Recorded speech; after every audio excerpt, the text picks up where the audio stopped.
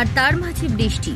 মাঝে মাঝে এই বৃষ্টির ফলে সাময়িক স্বস্তি মিললেও দক্ষিণবঙ্গের বাসিন্দাদের অবস্থা কিন্তু মোটেই স্থিতিশীল নয়। কেননা বৃষ্টি হলেই স্বস্তি আর বৃষ্টি না হলেই অস্বস্তি। এমনকি হাওয়া অফিসের তরফে দক্ষিণবঙ্গের বাসিন্দাদের এই মুহূর্তে পাকাপাকিভাবে স্বস্তির কোনো খবর দেওয়া হয়নি।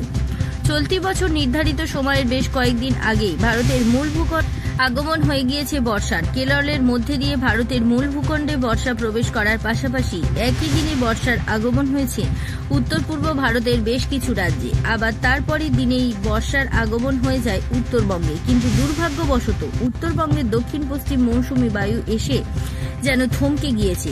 উত্তরবঙ্গে বর্ষার আগমনের বিষয়ে আবহাওয়া অফিসের তরফে জানানোর পর আশা করা হচ্ছিল দক্ষিণবঙ্গে স্বস্তি ফিরে আসবে। কিন্তু দিন যত এগোচ্ছে ততই দক্ষিণবঙ্গে বাড়ছে অস্বস্তিকর পরিস্থিতি। হাওয়া অফিসের তরফ থেকে প্রতিদিনই বৃষ্টির পূর্বাভাস দিলেও অধিকাংশ জেলাতেই বৃষ্টির দেখা মিলছে না এবং বাতাসে আর্দ্রতার পরিমাণ বেশি থাকার কারণে অস্বস্তিকর পরিবেশ তৈরি হচ্ছে। হাওয়া অফিসের তরফ থেকে দক্ষিণবঙ্গের আবহাওয়া নিয়ে যে আপডেট দেওয়া হয়েছে সেই আপডেট অনুযায়ী আগামী শুক্রবার পর্যন্ত 3 ডিগ্রি সেলসিয়াস তাপমাত্রা বাড়তে পারে। তাপমাত্রার পারদ বাড়লে স্বাভাবিকভাবেই পরিস্থিতি কঠিন হয়ে দাঁড়াবে। কেননা হাওয়া অফিসের তরফ থেকে জানা গিয়েছে 4 দিন আগে উত্তরবঙ্গে বর্ষা ঢুকলেও এই একই জায়গা থমকে রয়েছে। হাওয়া অফিসের তরফ থেকে পূর্বাভাস দেওয়া হয়েছে। এই পূর্বাভাস অনুযায়ী মঙ্গলবার দক্ষিণবঙ্গের বেশ কিছু জেলায় বজ্রবিদ্যুৎ সহ বৃষ্টির সম্ভাবনা রয়েছে।